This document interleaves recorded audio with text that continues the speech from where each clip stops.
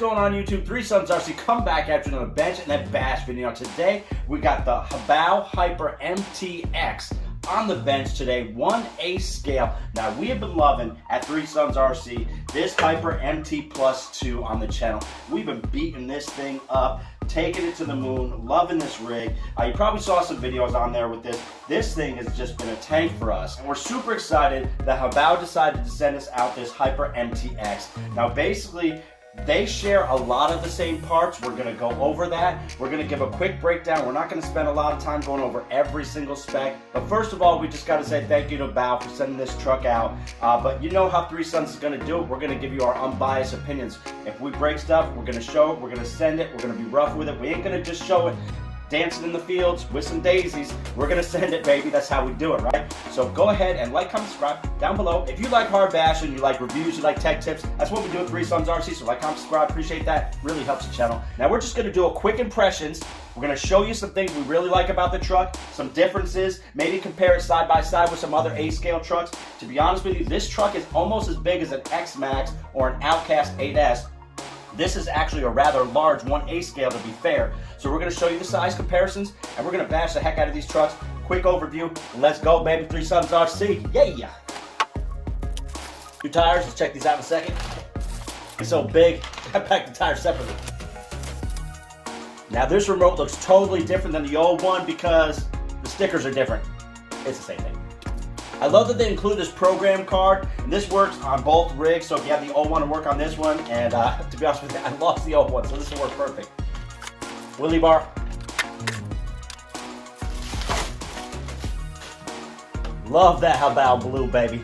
You can see right off the bat, the styling is slightly different than the old rig. The old rig had like more of like a Dodge Ram type of style. This is more like a Ford F-150. I like them both. You can definitely tell this is in the HoBao family, a big old monster truck by HoBao, a lot of the same parts, different type of setup, some improvements. We're gonna go over the differences between the two trucks.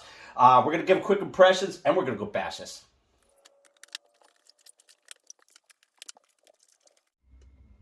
Suspension actually seems a little bit better set up out of the box than it was in the last generation of rigs.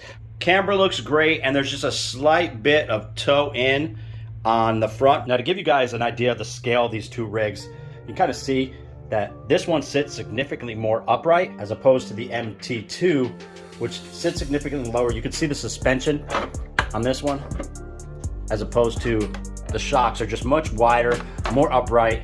And that's really going to change the driving characteristics. This one's definitely going to be a lot more monster truck, and this one will kind of drive a little bit more truggy style, but still kind of wild monster truck. So definitely two different takes. This is like a longer wheelbase. This is more of a shorter wheelbase. To call this rig a 1/8 scale is actually kind of stretching it a bit. As you can see, compared to the Armour Creighton 1/8 scale, it's just significantly bigger. Now those are backflip LPs on there, but even that, it's not even comparable to the size of these trucks. And you can see even the XTR looks significantly smaller with those bigger tires on there.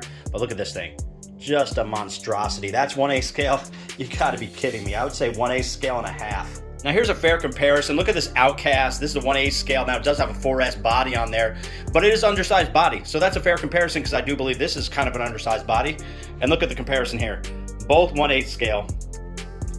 Yeah, I really like the new tires. They have some good bite to them. The knobbies just feel like really tough. The actual material of the tires feel pretty grippy. The foams feel nice. I like the offset in these tires. It's just a nice look. And keep in mind, this is a lot of the same parts that are from this 1/7 scale. So you have the same arms, the same turnbuckles, the same knuckles, all brought over in a smaller package. So this thing's built super tough. So this rig is an evolution for HoBao. Before this rig, they had the MT Sport, then they had the Hyper MT Plus 2. Now you have the Hyper MTX, and basically you've seen through those three rigs and even before that an evolution. So many great parts have come over from the Hyper MT Plus 2. That was a super tough rig, but there's a lot of changes to this rig, and I want to go over those real quick and kind of show you the smart decisions that HoBao has made with this rig. So right off the bat, you can see the body's a little bit different. It's a smaller body because it's a smaller rig, and they actually put a piece of foam in the body to work in conjunction with this center support. And went over to the orange springs, which are a little bit stiffer. That way the body body doesn't sag down as much. It's more of a monster truck style. It stands a little bit more upright. Also, the geometry has actually changed. If you look at the suspension, the front and the rear is significantly wider than it was on the MT Plus 2. You can check that right there. Also, see that little brace right there? That is thinner than what they have done over here. Also, the tower support braces, that's a triple brace there, and a 5-prong brace in the back, whereas on the original truck, it was 2 and 2, so they beefed that up quite a bit. There's a new coating on the springs that should help them function a little bit better. They moved over to a different turnbuckle that doesn't have a hole in the middle. It's actually designed to be used with a wrench. Same thickness, nice and beefy, and that should work really well. Got the same old arms on there that really are just tough, really, really hard to break these things. They now have a heat sink on the fan, which helps with cooling, and a fan. And that little screw, hey, that looks pretty cool, right? Same electronics. They did add a cover over the gearbox that should help with meshing and making sure that the wires don't get caught up in there. There's a channel for all the wires to kind of go neatly through the center of the rig, again, to keep the wires out of the gears to just protect those. I love that they listened to feedback and basically created a new servo saver, steering rack, and a heavy-duty spring. You can see that orange spring in there to really kind of help lock up the steering, make it a little bit stiffer so it's not as wobbly. That's a great improvement and should really aid in the performance of this rig. You can really see the beauty of the 7075 chassis. 4 millimeters on the bottom, the sides are 3 millimeter. Just one solid piece. This thing is just absolutely gorgeous. Now we're gonna scratch the heck out of this thing, and this won't look very good after a couple bashes. But guys, look at this workmanship right here. This is a premium RC, top to bottom.